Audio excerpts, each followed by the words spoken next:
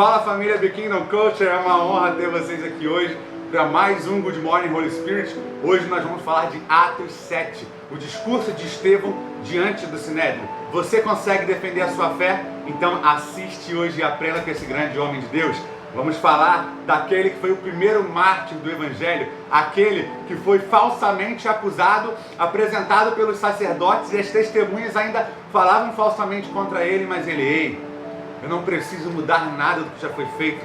Ei, eu não preciso dizer nada diferente do que já foi dito. Ei, eu não preciso mudar nada do que está escrito, porque eu creio nesse Deus. É esse Deus que eu estou professando.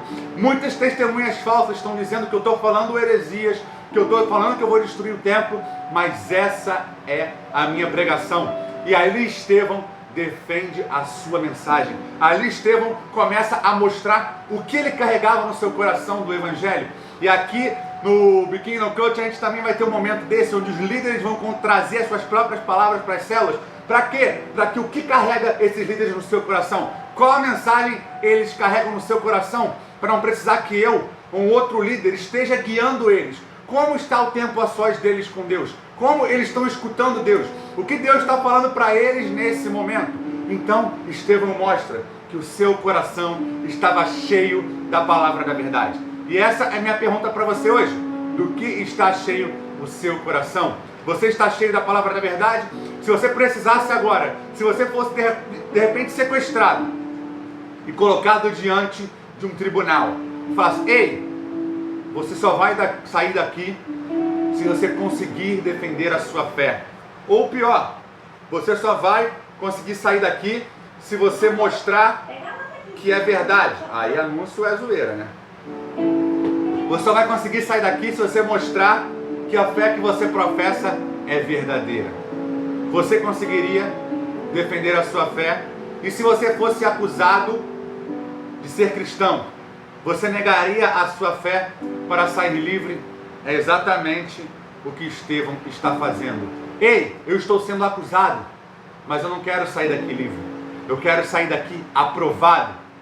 Liberdade para Deus não significa aprovação. Você pode ser livre, você pode ser independente. E no reino de Deus, independência significa morte.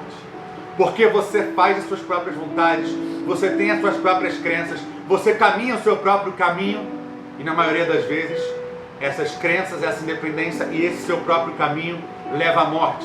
Eu vou colocar um post hoje mais tarde falando sobre o legalismo e sobre a hipergraça. São duas correntes doutrinárias heréticas, duas correntes doutrinárias mentirosas, que é aquela que você precisa fazer tudo para ter a salvação, que as suas obras vão te salvar. Isso é uma grande mentira. E a outra é, você não precisa fazer nada, porque tudo já foi feito. Isso também é uma grande mentira, porque Tiago diz, me apresente a sua fé, que eu te apresento as minhas obras. Onde estão as obras que provam a sua fé? Mas isso também não dá direito ao legalismo. E o contraponto também não dá que você somente viva por obras e não creia. Esse é o post de hoje, mas falaremos de Estevão. Vamos orar? Pai, muito obrigado por cada pessoa que está assistindo esse vídeo. Muito obrigado por cada pessoa que vai ser tocada por essa palavra. Que o Senhor possa levar essa palavra como o vento sopra, para onde ele vai. Nós não sabemos até onde essa palavra vai, nós não sabemos qual coração será tocado por essa palavra, mas eu tenho certeza que aí no céu, os santos anjos estão agora movimentando para que essa palavra alcance os corações. Pai, abra os caminhos, abra as estradas, para que essa mensagem chegue ao coração que precisa ouvi-la. É o que nós oramos e te agradecemos em nome de Jesus.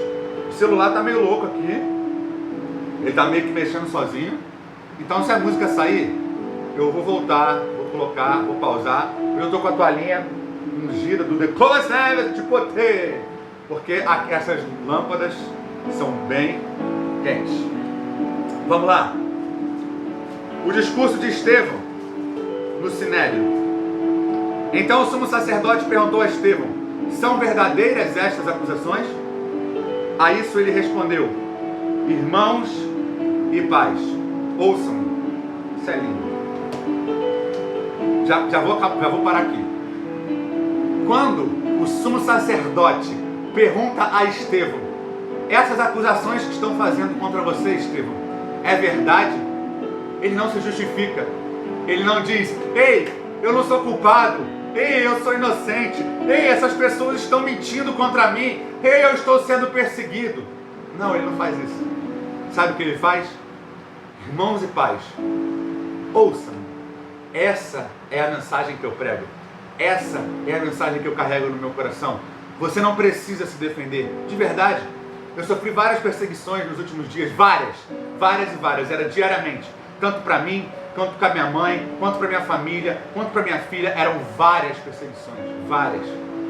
E com algumas oportunidades de fazer justiça com as minhas próprias mãos, com processos judiciais, etc. Eu falei, não, eu não vou fazer justiça. Porque eu sei em quem tenho crido. E eu sei que Ele é justo, poderoso e fiel. Para que quando eu permaneça no caminho, anunciando a sua verdade, carregando essa palavra no meu coração, Ele faça justiça por mim. E o Espírito Santo falou claramente ao meu coração: filho, se você entrar com os seus recursos, eu tiro os meus. Fica em paz e cumpre o que eu te chamei para fazer. É exatamente isso que Estevão está fazendo nesse momento. Abraão, nosso pai, estando ele ainda na Mesopotâmia, antes de morar em Harã, ele disse: saia da tua terra e da tua parentela, e vá para a terra que eu te mostrarei. Então, ele saiu da terra dos caldeus e se estabeleceu em Harã, depois da morte de seu pai. Deus o trouxe a esta terra, onde vocês agora vivem. Deus não lhe deu nenhuma herança aqui, nem mesmo o espaço de um pé, mas lhe prometeu que ele, depois dele, seus descendentes possuiriam a terra. Embora naquele tempo Abraão não tivesse filhos, Deus lhes falou desta forma: seus descendentes serão peregrinos numa terra estrangeira, e serão escravizados e maltratados por 400 anos. Mas eu castigarei a nação a quem servirão como escravos. E depois sairão dali e me adorarão neste lugar. E deu a Abraão a aliança da circuncisão. Por isso, Abraão gerou Isaque e o circuncidou 8 dias depois do seu nascimento. Mais tarde, Isaque gerou Jacó, e este os 12 patriarcas. Os patriarcas, tendo inveja de José, venderam como escravo para o Egito.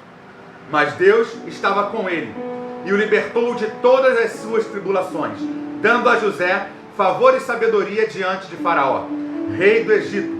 Este o tornou governador do Egito e de todo o seu palácio. Depois, houve fome em todo o Egito e em Canaã, trazendo grande sofrimento, e os nossos antepassados não encontravam o alimento. Ouvindo que havia trigo no Egito, Jacó enviou nossos antepassados em sua primeira viagem. Na segunda viagem deles, José fez reconhecer por seus irmãos, e Faraó pôde conhecer a família de José. Depois disso, mandou buscar seu pai Jacó e toda a sua família, que eram 75 pessoas. Aí, você, não vou nem falar nada, 75 pessoas na família, irmão. Misericórdia. Então Jacó desceu ao Egito, onde faleceram eles e os nossos antepassados. Seus corpos foram levados de volta a Siquém e colocados no túmulo de Abraão. Abraão havia comprado ali dos filhos de Amor, por certa quantia. Deus cumpriria sua promessa. Abraão aumentou muito o número do nosso povo no Egito.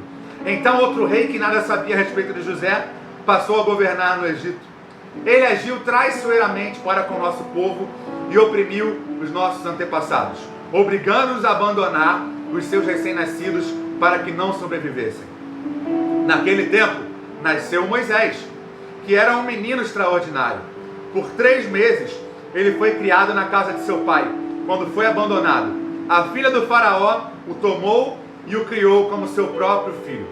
Moisés foi educado em toda a sabedoria dos egípcios e veio ser poderoso em palavra e obras. Ao completar 40 anos, Moisés decidiu visitar seus irmãos israelitas. Ao ver um deles sendo maltratado por um egípcio, saiu em defesa do oprimido e o vingou, matando o egípcio. Faltou luz. Ele pensava que seus irmãos compreenderiam o que Deus estava usando para salvá-los, mas eles não compreenderam.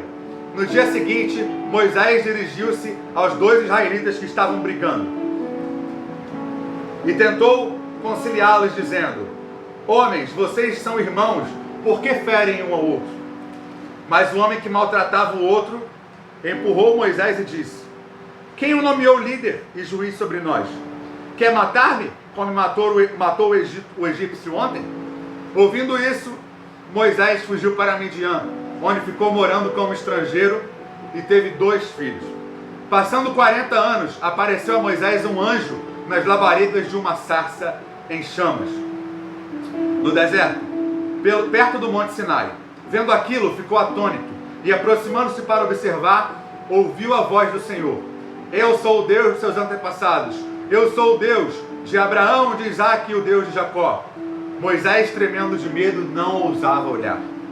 Então o Senhor lhe disse: tire as sandálias dos seus pés, porque o lugar em que você está é terra santa. De fato tenho visto a opressão sobre meu povo no Egito. Ouvi seus gemidos e desci para livrá-lo. Vem agora e eu o enviarei de volta ao Egito. Este é o mesmo Moisés que tinham rejeitado com estas palavras. Quem o nomeou líder e juiz? Ele foi enviado pelo próprio Deus para ser líder e libertador deles, por meio do anjo que lhe tinha aparecido na sarça. Ele os tirou de lá, fazendo maravilhas e sinais, no Egito, no Mar Vermelho e no deserto 40 anos. Este é aquele que Moisés disse aos israelitas: Deus lhe levantará dentre seus irmãos um profeta como eu. Ele estava na congregação no deserto, com um anjo que lhe falava no Monte Sinai e com os nossos antepassados, e recebeu palavras vivas para transmiti-las a nós. Mas nossos antepassados se recusaram a obedecer. Ao contrário, rejeitaram-no em seu coração e voltaram para o Egito. Disseram a Arão: faça para nós deuses que nos conduzam, pois esse Moisés que nos tirou do Egito, não sabemos o que lhe aconteceu. Naquela ocasião, fizeram um ídolo em forma de bezerro. Trouxeram-lhe sacrifícios e fizeram uma festa em honra com suas mãos, ao que suas mãos tinham feito. Mas Deus afastou-se deles. Os entregou à adoração dos astros, conforme que foi escrito no livro dos profetas. Foi a mim que vocês apresentaram sacrifícios e ofertas durante 40 anos, ó nação de Israel. Ao invés disso, levantaram o santuário de Moloque e a estrela do seu Deus Renfã, ídolos que vocês fizeram para adorar. Portanto, eu os enviarei para o exílio, para além da Babilônia. No deserto, os nossos antepassados tinham um tabernáculo da aliança, que fora feito segundo a ordem de Deus a Moisés. De acordo com o modelo, ele tinha visto. Tendo recebido o tabernáculo, nossos antepassados o levaram, sob liderança de Josué, quando tomaram a terra das nações que Deus expulsou diante deles. Esse tabernáculo permaneceu nessa terra até a época de Davi, que encontrou graça diante de Deus e pediu que ele permitisse providenciar uma habitação para Deus de Jacó. Mas foi Salomão quem lhe construiu a casa. Todavia, o Altíssimo não habita em casas feitas por homens, como diz o profeta. O céu é meu trono e a terra o estrado dos meus pés. Que espécie de casa vocês me edificarão, diz o Senhor? Ou onde seria o meu lugar de descanso? Não foram minhas mãos que fizeram todas essas coisas? Povo rebelde, obstinado de coração e de ouvidos. Vocês são iguais aos seus antepassados. Sempre resistiram ao Espírito Santo. Qual dos profetas dos seus antepassados não perseguiram? Eles mataram aqueles que prediziam a vinda do justo, de quem agora vocês se tornaram traidores e assassinos. Vocês que receberam a lei por intermédio dos anjos, não lhe obedeceram. Ouvindo isso, ficaram furiosos e rangeram os dentes contra eles. Mas Estevão, cheio do Espírito Santo, levantou os olhos para o céu e viu a glória de Deus. E Jesus, em pé, à direita de Deus, ele disse: vejo os céus abertos e o Filho do Homem em pé, à direita de Deus. Mas eles taparam os ouvidos e, dando fortes gritos, lançaram-se todos juntos contra ele. Eu não vou encerrar agora, eu vou encerrar depois. O que acontece com Estevão? Elan, por que você leu tanto a Bíblia? Provavelmente, se tivessem 10 pessoas ouvindo o que eu estava falando, agora a gente deve ter 2 ou 1. Essa é a realidade sobre o Evangelho que nós vivemos. 10 são a multidão, mas 2 ou 1 são os discípulos. Eu li mais de 50 versículos e talvez você não teve paciência, porque você falou: para ler a Bíblia eu mesmo faria. Que Deus tenha misericórdia da sua vida, você que se diz cristão, porque você não consegue, por um prazo de 15 minutos, ouvir 50 versículos da palavra da verdade. Você não consegue ouvir o testemunho do primeiro mártir do Evangelho. Você não consegue nem sequer defender a sua fé como ele fez. Sabe por que ele defendeu a fé dessa maneira? Porque ele vem aqui, ele diz, Abraão fez isso, isso e isso.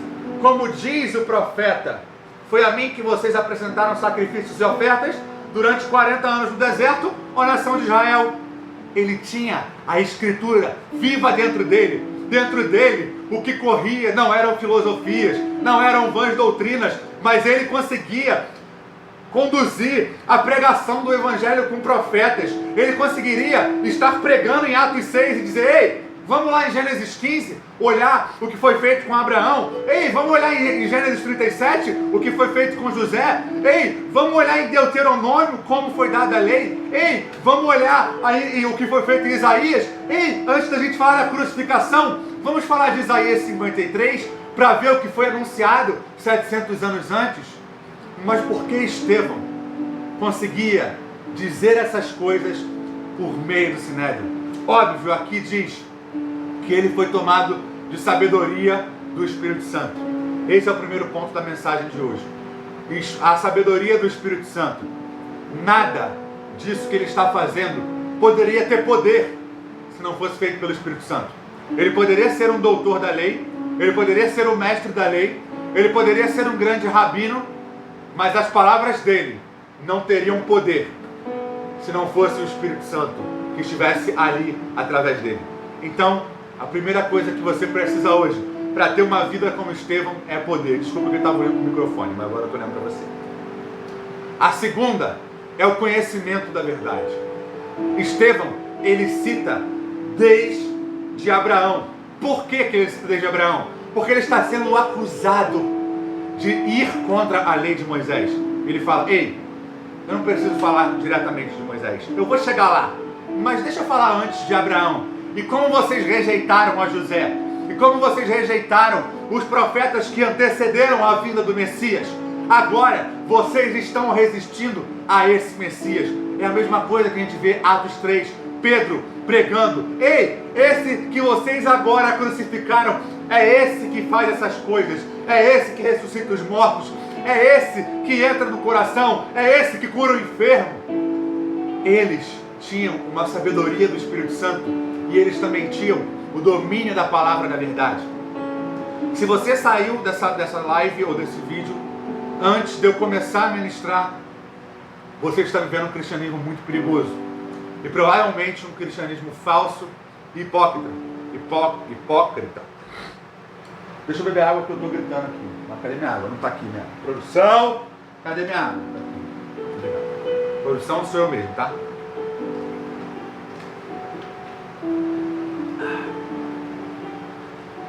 A gente tem a fé de multidões. Jesus, ele tinha multidões seguindo ele. Mas de repente ele começa a pregar verdades do reino. Ele começa a pregar o evangelho genuíno. Não que ele não pregasse antes, tá? Eu estou falando de responsabilidade. Ele começa a trazer responsabilidade para aquele povo. E de repente, aqueles que o seguiam, a multidão, se afasta. E ele diz aos apóstolos e discípulos, ei, por que vocês não vão também? E Pedro diz, para onde iremos nós, mestre, se só tu tens as palavras de vida eterna? É isso que acontece com a nossa geração. Uma geração da informação, uma geração que está acostumada a ter tudo fácil, uma geração que quando ela quer saber de algo, ela vai numa live de 5 minutos, ela vai num vídeo do YouTube de 5 minutos. Por que eu preciso saber sobre relacionamento? Vai lá no YouTube e digita relacionamento segundo o coração de Deus. Aí tem alguns vídeos, eu já sei tudo sobre relacionamento. Geração Nutella, é isso que nós estamos vendo aqui.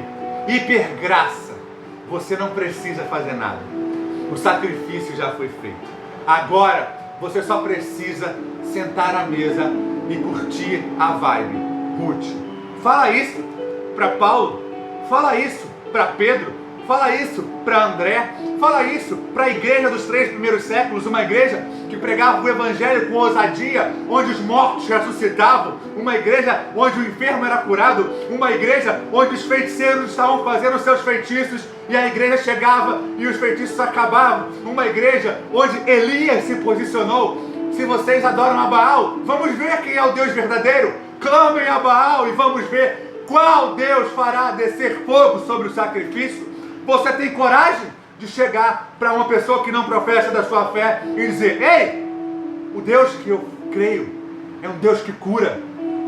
Você tem essa ousadia? Não, porque provavelmente você não vive como a igreja dos 3 primeiros séculos viviam. Uma igreja que vivia pelo sobrenatural, uma igreja que caminhava mediante a sua fé, o poder e a sabedoria do Espírito Santo e o conhecimento da palavra. Aquela igreja primitiva, eu vou chamar assim, a igreja primitiva, ela tinha fome. A igreja primitiva, ela tinha sede. No coração da igreja primitiva pulsava o evangelho e não os seus próprios interesses. Amanhã eu vou falar sobre discipulado no Kingdom Legacy, mas muitos ali abandonaram tudo. Muitos não queriam apenas mais um imóvel no seu imposto de renda. Muitos venderam tudo e colocaram aos pés dos apóstolos e disseram: ei, eu acredito para onde a igreja está indo. Faça o que você tiver de fazer desses bens, que o Espírito Santo dê sabedoria. Porque nós não temos coragem hoje de vender a nossa casa e entregar os bens nas mãos dos apóstolos? Porque muitos deles nem sequer estão caminhando para a direção certa. E isso gera não só nesses líderes, mas também nesses seguidores insegurança. E eu não vejo em nenhum momento no discurso de Estevão insegurança. Quando eles começam a ranger os dentes, vamos lá, vamos ler junto. Cadê? Atos 7. Mas eles tapavam os ouvidos e, dando os fortes gritos, lançaram-se todos contra ele. Estevão, cheio do Espírito Santo, levantou os olhos. Isso é lindo, cara. Glória a Deus. Estevão, cheio do Espírito Santo, levantou os olhos para o céu e viu a glória de Deus. E Jesus em pé, à direita de Deus, e disse: vejo os céus abertos e o Filho do Homem em pé à direita de Deus. Eu não estou aqui para pregar uma mensagem legalista. Eu não estou aqui para pregar que quanto mais você faz, mais você recebe. Mas a gente tem um Deus que é justo. E a gente tem um Deus que é recompensador. Ele jamais vai ignorar o seu esforço. Eu falo isso com muita autoridade, não como líder, mas como filho. Eu tenho visto a recompensa do esforço que eu tenho feito. Isso aqui, ó, é recompensa. Vamos começar o treinamento de líder de célula. Novas pessoas querendo liderar células. Vamos começar o treinamento de discipuladores. Novas pessoas entendendo que eles não são mais multidão, que eles são discípulos, que eles são filhos.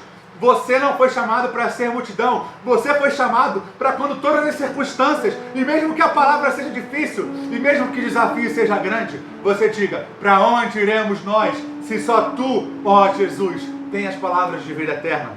Essa é a mensagem que Estevão estava pregando aqui diante do Sinédrio. Para onde eu posso ir? Será que eu posso me defender? Será que eu posso me esconder? Ou não? Será que eu posso apenas entender a missão que Ele me confiou e anunciar a palavra da verdade? Em Atos 7, que vai começar, em Atos 8, que vai começar amanhã, a gente já vê aqui a perseguição e a dispersão da igreja. É o título de amanhã. E o Kennedy vai trazer isso amanhã, glória a Deus. O Kennedy é um cara cheio de Espírito Santo. O Kennedy é um cara que compartilha dessa ideia de igreja primitiva, igreja de Atos, de palavra de poder, palavra de sabedoria, de uma igreja que tem autoridade. Em um momento de pandemia, uma igreja que tem autoridade. Uma igreja, ei, vamos ver se é a pandemia ou se é o Espírito. Vamos nos posicionar e através das células vamos ver pessoas curadas, e através da ministração da palavra vamos ver pessoas libertas, e através dessa mensagem que está chegando agora no seu coração, vamos ver depressão acabando, vamos ver ansiedade acabando, vamos ver famílias sendo restauradas, vamos ver casamentos sendo formados, relacionamentos saudáveis, e vamos ver não pessoas que se posicionam como multidão. multidão, mas pessoas que se posicionam como discípulos. Um discípulo, ele imita o seu mestre. O discípulo, ele segue o caminho do seu mestre. E quem é o nosso Rabi, o nosso mestre, senão Cristo? Então você precisa hoje ter uma vida de acordo com a vida do seu mestre. É exatamente isso que Estevão estava fazendo em Atos 7. E amanhã o Kennedy vai falar com vocês sobre o que houve, o que a morte desse homem causou. E para isso eu vou finalizar. Mas eles tapavam os ouvidos e, dando fortes gritos, lançaram-se todos juntos contra eles. Arrastaram-no para fora da cidade e começaram a apedrejá-lo. As testemunhas deixaram seus mantos aos pés de um jovem chamado Saulo. Enquanto apedrejavam Estevão, este orava: Senhor, Senhor Jesus, recebe o meu espírito. Então caiu de joelhos e bradou: Senhor, não os considere culpados deste pecado. E tendo dito isto, adormeceu. Assim como Jesus, naquela cruz, ele intercedeu por aqueles que estavam torturando, uma tortura atroz, uma tortura que durava 3 horas. Jesus disse: Pai, perdoa-lhes, porque eles não sabem o que fazem. Estevão agora, sendo um discípulo, imitando seu mestre, diz: Pai, perdoa-lhes, eles não sabem o que fazem. E assim como Jesus disse: Pai, a ti entrego o meu espírito, Estevão disse: Senhor Jesus, recebe o meu espírito. Esse é o reflexo daquele que não é apenas multidão, mas daquele que é discípulo.